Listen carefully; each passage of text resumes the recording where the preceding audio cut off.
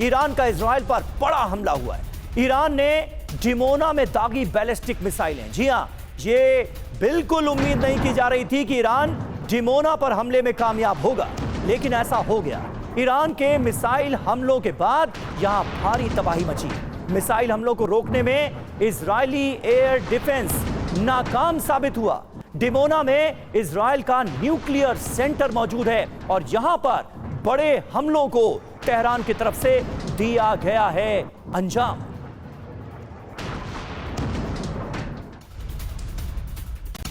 और डिमोना में ईरान के हमले का एक और नया वीडियो हमारे पास आया, वो आपको दिखाते हैं। आसमान में दिखी ईरान की कई मिसाइलें एक साथ। ये देखिए, इन तस्वीरों को देखकर आपको अंदाजा लगेगा कि ये हमला कितना भयावह था। ये देखिए किस तरह से इजराइल के डिमोना में ईरानी मिसाइलें बरसती नजर आ रही हैं। और हैरत की बात यह है, चौंकाने वाली बात यह है कि इजराइल का एयर डिफेंस सिस्टम डिमोना में भी ईरान की मिसाइलों को रोक नहीं पाया।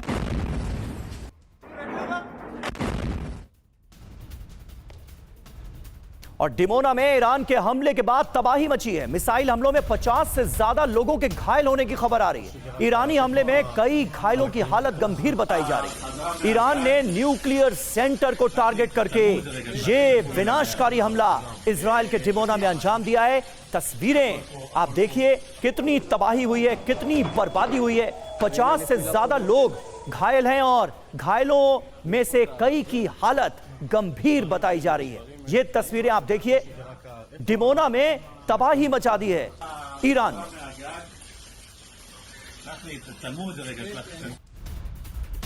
और डिमोना में मिसाइल हमले के बाद एक इमारत भी ढह गई। हमले के बाद मौके पर पहुंची रेस्क्यू टीम।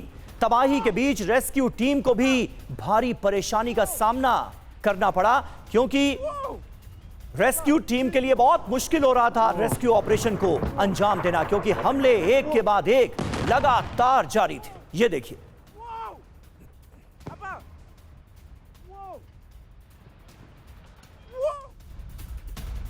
और मिसाइल हमलों के बाद डिमोना में हर तरफ भीषण आग लग गई। कई जगहों पर मिसाइल हमले के बाद आग लगी है। लोगों से डिमोना खाली करने की अपील की गई है। आप सोचिए, हालात कितने भयावह हो गए हैं कि इजरायली डिफेंस फोर्सेस ने खुद ये अपील की है डिमोना के लोगों से कि वो तमाम इलाकों को खाली कर दें और डिमोना छोड़कर चले जाएं।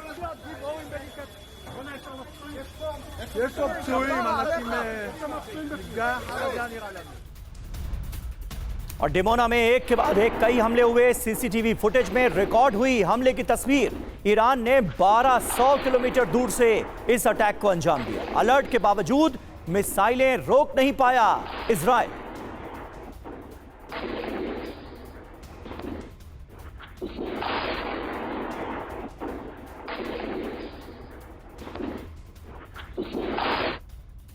तो यह है मुश्तबा का एटमी प्रतिशोध। नतांज का बदला डिमोना से लिया गया। 6 बड़ी खबरें आपको बताते हैं। ईरान ने पहली बार न्यूक्लियर सेंटर को टारगेट किया है। अब तक ईरान ने ऐसा नहीं किया था। ऐसा नतांज न्यूक्लियर प्लांट जो कि ईरान में मौजूद है, उस पर हमले के बाद किया गया। मॉन्स्टर मिसाइल से डिमोना शहर में विस्फोट किए गए। मॉन्स्टर मिसाइल से एयर डिफेंस सिस्टम ईरानी मिसाइल रोकने में नाकामयाब हो गया। ईरान ने 1200 किलोमीटर दूर से बेहद सटीक हमला किया। ईरानी मिसाइल हमले से डिमोना में 12 जगहों पर तबाही मची। डिमोना शहर को ईरान ने 24 घंटे में 7 बार टारगेट किया है। जरूरी बात यह है कि डिमोना न्यूक्लियर साइट पर नुकसान की अभी तक पुष्टि नहीं हुई है। ईरान ने नतांज न्यूक्लियर साइट पर जो बड़ा हमला हुआ था उसका बदला लिया है, यह सीधे तौर पर बताया गया है, माना गया है। एसवीपी सिंह सर, किस तरह से आप देख रहे हैं इस हमले को, और बड़े पैमाने पर आने वाले वक्त में परमाणु विध्वंस की जो आशंका है उसे कैसे नकारा जाए, जब तमाम नियम कायदों को दरकिनार करते हुए ईरान के नतांज न्यूक्लियर साइट पर हमला हो जाता है, हमला करने की कोशिश की जाती है और बदले में ईरान बड़े विध्वंसकारी हमलों को अंजाम देता है डिमोना न्यूक्लियर साइट के पास। समीर, इस समय जो है लड़ाई की हालात एस्केलेटरी लैडर से ऊपर चल रही है। लड़ाई का रुख बदल रहा है और ख़तरनाक बन रहा है। नतांज के बदले में डिमोना को अटैक करके ईरान ने यह बताया है कि हमारे पास जो हम बात करते हैं रेजिलियंस और उसकी जो काबिलियत है, जिस काबिलियत की असेसमेंट सही नहीं हो सकी इजराइल और अमेरिका की, कि उसके पास मिसाइल ताकत, ड्रोन ताकत का उनके लिए क्या नतीजा हो सकता था।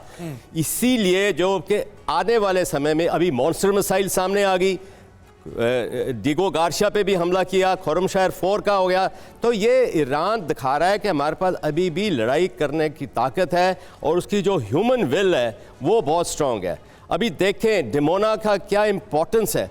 डिमोना नेगेव डेजर्ट में है और नेगेव डेजर्ट में इजराइल का पूरा ब्रेन एंड नर्व सेंटर है, मैं कहूँगा, लड़ाई के लिए। उसकी मिलिट्री, उसकी न्यूक्लियर और उसके इंटेलिजेंस इस्टेब्लिशमेंट सारे नेगेव डेजर्ट में हैं और डिमोना उसका एक नर्व सेंटर है। और अभी वहाँ पे अटैक करके एक बहुत ही घातक और बहुत ही एक मुश्किल समय सामने आ सकता है। उधर ननैट्स और इधर डिमोना, अगर न्यूक्लियर रेडिएशन इन स्ट्राइक के साथ लीक हो गई तो बर्बादी का रुख बदलता जाएगा और इजराइल और ईरान के ऊपर बहुत ज़्यादा इस पे होगा। ना इजराइल में अगर होता है तो जो इर्द गिर्द के मुल्क हैं, जॉर्डन, इजिप्ट, सऊदी अरबिया, उस सब के ऊपर असर आना है। तो ईरान और अमेरिका को इस समय संभलना चाहिए। एक साइड में ट्रंप कुछ इशारा कर रहे हैं कि हमारा ऑब्जेक्टिव अचीव हो गया, बेशक पार्शियल ऑब्जेक्टिव अचीव हुआ है। और ईरान का ऑब्जेक्टिव क्या हुआ है कि उसकी सर्वाइवबिलिटी के लिए उन्होंने बता दिया है, नॉट ओनली अमेरिका और इजराइल को, कि हमारी जो ताकत और हमारी क्षमता है वो विश्व पहचान ले हमारी ताकत। इसलिए समझना बहुत ज़रूरी है। एक न्यूक्लियर जो अभी आ गया है, एक रेड लाइन पार हो जाए तो बस विश्व की खात्मे की ओर बढ़ सकता है। ऑलरेडी एनर्जी सेक्टर में इतना मुश्किल पड़ी है कि सारे विश्व में इसकी मुश्किलात से मुल्कों के ऊपर बहुत बुरा असर आ रहा है। बिल्कुल सही बात है सर, और ये हालात और ज्यादा बिगड़ते हुए नजर आ रहे हैं, तनाव और ज्यादा बढ़ता हुआ नजर आ रहा है और ऐसा लग रहा है कि इस जंग का कोई दायरा नहीं है, कोई सीमा नहीं है, जो सबसे चिंताजनक बात है।